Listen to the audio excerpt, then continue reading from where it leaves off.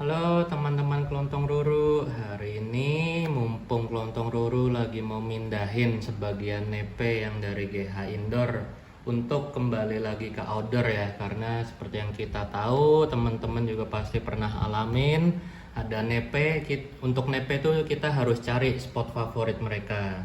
Ada yang lebih senang di outdoor, ada yang lebih senang di indoor, ada yang gimana-gimana lah. Nah, mumpung lagi banyak dikeluarin, Kelontong Ruru mau bahas sesuatu topik yang mungkin sering ditanyain teman-teman kalau teliti ya. Kalau teman-teman sering merhatiin nepenya, tiap hari diajak ngomong, tiap hari dirawat. Dan juga teman-teman saya yang expert pun juga sering ngajak saya diskusi untuk topik kali ini. Nah, masalahnya apa? Kita lihat nih di sini. Kalian bisa lihat. Ini kebetulan yang ada 3 di sini ini ya, kebetulan hybrid Norty dan Norty-nya sendiri. Dan untuk Norty saya punya sepasang ya, female sama male. Nah, sekarang kendalanya adalah ini. Kita bisa lihat di sini yang belum saya beresin nih. Ini adalah hybrid Norty dengan clip. Ini adalah signature dari Daniel Ferdian ya, grower dari Padang yang udah saya terkenal dengan Norty-nya, dan media yang dia pakai adalah akar kelapa yang sudah kering. Nah, ini masalahnya adalah bisa kita lihat nih, teman-teman, lihat di sini. Batangnya. Batangnya kecil, lemah, cenderung jatuh ke tanah. Terus padahal setelah dia batangnya udah gede, tuh, batangnya ini kokoh. Tapi kok kalau batang bawahnya ini lemah banget nih, sampai kelihatan akar tunjangnya gini. Kita lihat yang di sini juga, cuman ini udah saya koreksi ya. Tadinya jatuh ya? Iya, tadinya sama kayak sebelahnya Norty Clip. Ini adalah Norty Bosiana. Tuh, batangnya kalau orang Jawa bilangnya oyak-ayik ya. Tipis banget, nggak kuat dia nopang batang atasnya. Kemudian kita naik dikit ke atas. Tuh. Setelah di sini dia mulai baru ada perbaikan. Batangnya lebih tebal, lebih kuat. Nah, di sini saya punya banyak teori. Jadi mulai dari sini teman-teman bisa nih kalau baru nyadar, kita cek dulu. Mungkin teman-teman sekarang bisa lihat ada nggak sih nepe dari teman-teman yang mengalami hal seperti ini. Jadi batang bawahnya itu yang paling dekat dengan akar lemah banget dan tipis. Jadi dia cenderung akan rawan patah ya. Atau mungkin kita ngelihatnya juga, ini sebenarnya sih tanamannya tumbuh bagus. Tapi kadang kan kita takut akan resikonya bisa patah atau tiba-tiba keberatan atasnya lama-lama ambruk, atau kita risih juga ya dengan tampilannya. Nah, silakan teman-teman cek. Nah, di sini habis teman-teman cek, Kelontong Ruru mau kasih beberapa teori. Dan di sini semuanya baru bersifat hipotesa saya ya. Di sini ada 3 hipotesa yang saya mau kemukakan untuk masalah nepe yang seperti ini. Nah, yang pertama, hipotesa saya mungkin ya sifatnya genetik, karena seperti yang udah saya bilang ini semuanya adalah hybrid Nortiana. Nah, sekarang kita bandingkan dulu dengan Nortiana yang spesies asli. Nah, batang Nortiana spesies asli ini juga sama, tapi sumber yang saya dapat berbeda ya Nortinya. Tuh, batangnya relatif tipis, lemah, nanti lama-lama di atas makin gede. Jadi bisa juga secara genetik ini penyebabnya karena ada darah Nortiananya. Mungkin karena saya juga bukan ahli botani nepe yang benar-benar saintifik, tapi saya berasumsi kalau di habitat teman-teman ngelihat Nortiana tumbuhnya itu rata-rata bukan ke atas, tapi dia menggantung di bebatuan tebing. Jadi akarnya mungkin batangnya ini mereka butuh agar fleksibel. Jadi dia bisa tumbuh menggantung ke bawah. Nepe-nepe seperti ini contohnya adalah selain Nortiana, itu juga ada Nepenthes trubiana atau misol ya. Kalau teman-teman lihat itu bentuk tanamannya bukan tegak ke atas tapi rata-rata jatuh ke bawah karena mereka tumbuhnya akarnya di tebing-tebing bebatuan. Tapi ini baru hipotesa. Nanti kalau kita udah gedein, ini juga Nortiana yang female, saya pengen lihat ya. Sebenarnya ini batang utamanya ada yang udah gede, tapi saya kasih ke teman saya. Jadi saya lupa lihat ukuran batangnya dia kecil apa enggak yang female. Nah, itu kan faktor yang nggak pasti ya genetik. Mungkin butuh masukan dari teman-teman yang punya Nortiana yang udah gede-gede. Nah, kalau tadi satu adalah genetik, kan saya bilang ada 3 faktor.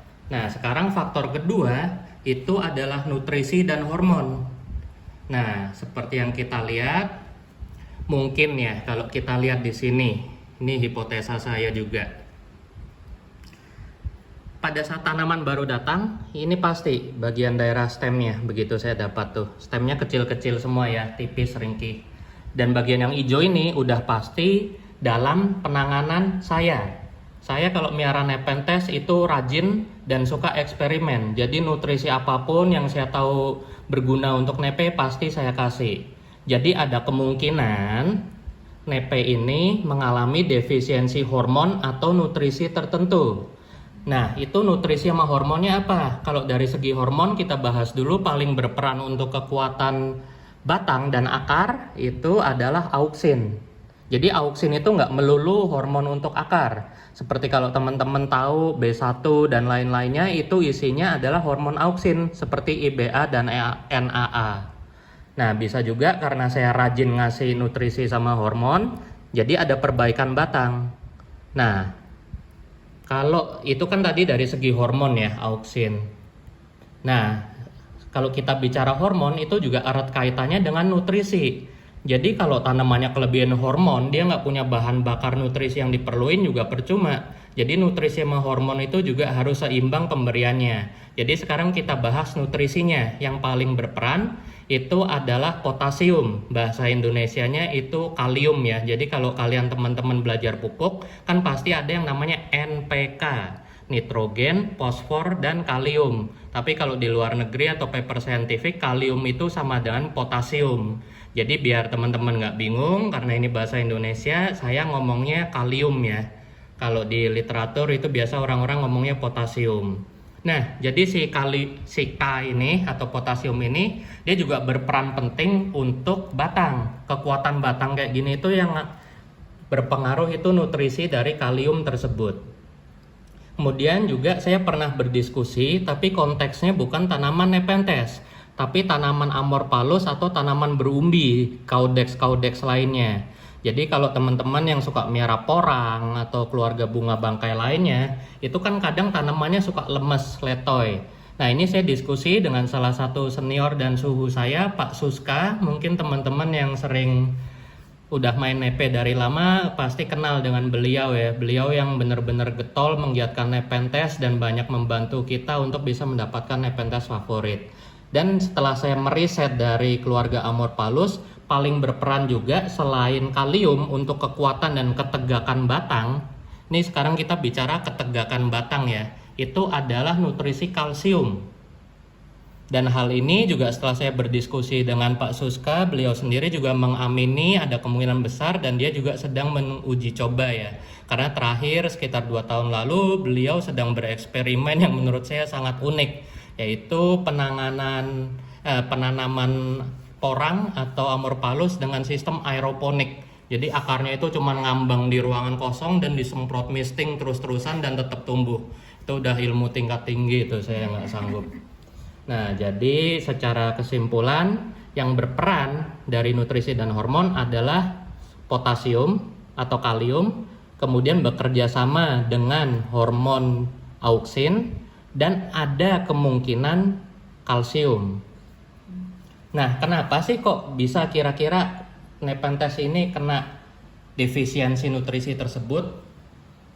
Media itu berpengaruh. Jadi seperti yang kita tahu, pH dalam tanah, mau asam, mau alkali, itu mempengaruhi kemampuan penyerapan tanaman untuk nutrisi-nutrisi tertentu. Saya nggak mau bicara terlalu saintifik, takut teman-teman pusing, tapi kurang lebih secara gambaran umum, secara umum ya, nutrisi NPK yang umum itu biasanya didapat kalau pH-nya agak asam menuju sedikit alkali. Jadi itu nilainya di kisaran sekitar 5,5 sampai 7. Nah, kalau pH-nya sangat asam, itu nutrisi-nutrisi yang cenderung ada itu banyakan adalah mineral-mineral ya, mineral-mineral minor yang nggak terlalu dibutuhin oleh tanaman. Jadi ini adalah salah satu bukti bahwa kalau Nepenthes itu kenapa mereka berevolusi menjadi karnivora, karena rata-rata habitat mereka itu adalah hutan yang benar-benar pH-nya udah asam. Jadi penyerapan nutrisi oleh akarnya itu terganggu, nggak bisa berjalan optimal. Rata-rata di bawah 5 ya, sampai 5,5. Makanya mereka berevolusi nyari nutrisi dari kantong. Nah, itu kesimpulan dari hipotesa kedua saya. Kemudian hipotesa ketiga saya ini adalah yang paling sering dilupakan oleh kita. Ini adalah Nepenthes, bukan anggrek. Tapi kalau teman-teman sering dengar orang-orang penghobi anggrek itu sukanya apa sih? Mereka demen banget area yang berangin. Padahal kita sering ngelupain kan faktor angin buat tanaman, apa sih pentingnya angin tuh buat tanaman. Nah, di sini saya mau jelasin. Jadi keperluan angin untuk tanaman itu ada dua yang utama. Kita bahas yang berkaitan dengan batang dulu ya. Nah, ini mumpung saya sambil nyetel kipas angin, kelihatan kan ya ada goyangan-goyangan daun. Nah, jadi efeknya tanaman kalau di habitat itu kan udah pasti ada angin sepoi sesekali dan mereka akan bergoyang. Nah, pada saat mereka kena goyangan angin gini, secara bahasa umum, sekali lagi saya ngomong bahasa bodohnya aja ya biar teman-teman nggak pusing, tanaman tersebut akan merasa mendapat ancaman. Ancamannya apa ya? Tentu kalau anginnya gede segala macem, dia berpikir, wah gue bisa mati nih, gue bakal tumbang nih. Jadi dia akan mendapat respon untuk memperkuat batangnya dan memperkuat akarnya. Jadi tanaman kalau yang cenderung di daerah berventilasi baik, itu pasti pertumbuhannya, batangnya dan akarnya itu akan kokoh. Karena dia selalu siap siaga, waspada kalau tahu-tahu nanti ada angin lagi. Nah, jadi berkaitan dengan itu ada kemungkinan juga, dan ini setelah saya amati, nepe yang batang-batangnya kecil seperti ini banyak terjadi di nepe yang kita tanam secara komunal, sangat berkelompok dan sangat rapat. Apalagi ini dari seedling. Seedling kan biasanya kita taruh berkumpul di satu pot ya, satu pot itu bisa banyak banget, kalau udah itu baru kita pisah-pisahin. Kemudian kita pisahin pun juga potnya walaupun sendiri-sendiri tapi masih rapat banyak. Karena kerapatan itu dan juga nepe itu kan kayak payung, atasnya kan ngelebar. Nah, kalian logika saja, kalau ada angin dari segala arah, angin justru akan lebih banyak di daerah atas kan. Untuk menembus ke daerah bawah dan merangsang batang ini agak susah. Apalagi kalau tanamannya rapet-rapet seperti ini. Jadi angin yang masuk kan nggak terlalu memberi efeknya, dorongan, tekanan untuk bergoyang ya. Jadi ada kemungkinan nepe-nepe yang kayak gini itu pada saat kecil dia kekurangan angin, sirkulasi udara yang kita berikan itu kurang. Jadi makanya kalian teman-teman perhatiin deh, kalau kalian piara nepe yang udah rimbun gede, pasti batang atasnya akan jauh lebih kuat dibanding batang bawahnya. Kalau teman-teman jadi tebel yang atas, tapi area bawah yang nggak kena angin. Sekarang coba kita diskusi, saya juga minta bantuan input teman-teman untuk membuktikan hipotesa saya, batangnya mengecil nggak?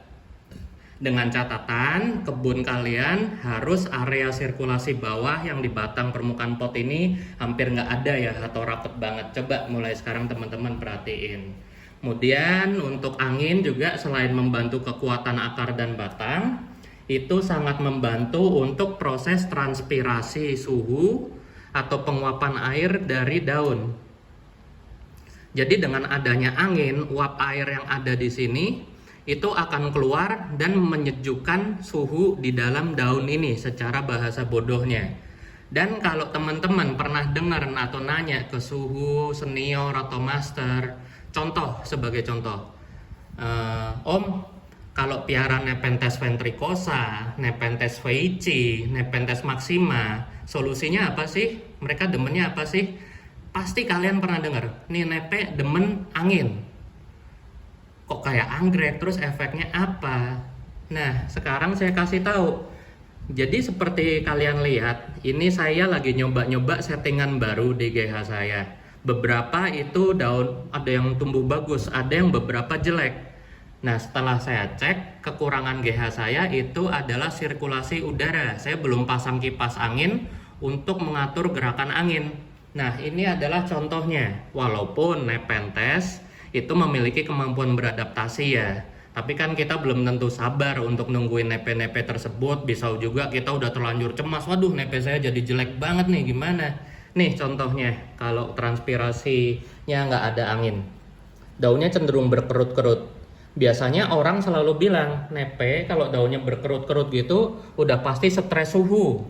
Nah, cuman kalau dipikir, suhu di dalam GH saya itu mentok cuman di 31, 32. Apalagi ini adalah nepe hybrid.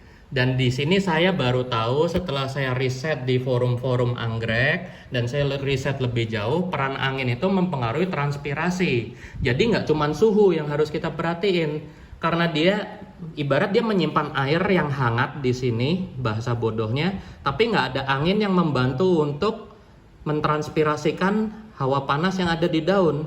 Jadinya hawa panasnya itu dimakan sendiri, daunnya tuh jadi keriput-keriput, nekuk-nekuk kayak gini. Bisa kita geser dikit, ini contohnya ya. Ini juga. Jadi kalau teman-teman mengalami hal kayak gini, nggak usah khawatir. Kita diemin juga, lama-lama nanti tanamannya terbiasa. Kecuali tambah parah, baru ada yang mesti kita rubah. Tapi bisa ditangani dengan pindahkan dia ke area yang cenderung lebih banyak angin. Oke, itu semua saran dari Kelontong Ruru. Jadi sekali lagi kesimpulannya adalah saya singkat. Yang utama itu adalah faktor genetik. Mungkin nepe-nepe tertentu yang tumbuh di tebing mungkin ya, tapi ini saran sangat minor, hipotesa minor, nggak perlu terlalu dipikirin. Tapi yang udah pasti berpengaruh adalah hal kedua dan ketiga. Yang kedua itu adalah nutrisi K atau potasium dan juga hormon auksin. Dan yang ketiga adalah faktor sirkulasi angin. Oke, sekian teman-teman, dan ini juga sebagai nyampah ya, mau trivia dikit sekalian pamer. Mungkin teman-teman pernah dengar kalau Malcolm dengan Yonatan pernah kolaborasi untuk menghasilkan yang namanya Nepenthes globosa disilang dengan Closey eye. Nah, ini adalah contoh yang nyata. Rata-rata bentuknya itu rata-rata globosa ya. Dan ada klon yang paling bagus. Jadi dia ininya bagian ridge antara bibir dengan topi itu bener-bener bungkuk kayak Closey eye, dan itu disimpan oleh Malcolm sendiri dan temannya. Nah, tapi ini juga sangat unik pada saat saya mengunjungi nursery-nya. Ini dipilihkan sendiri oleh Malcolm untuk dikasih ke saya. Ini adalah satu-satunya globosa Closey eye yang daunnya sangat merah, kantongnya juga merah banget. Jadi ini untuk panduan promosi ya. Mungkin teman-teman ada yang berminat memiliki globosa Closey eye, dan jangan patah semangat walaupun bentuk kantongnya mungkin globosa banget. Tapi seperti yang kita tahu, beberapa Nepenthes itu justru faktor genetiknya baru keluar ada yang pas sudah upper. Jadi mungkin nanti pada saat upper baru karakteristik Closey eye-nya akan keluar. Oke, sekian teman-teman. Thank you dan terima kasih. Semoga membantu.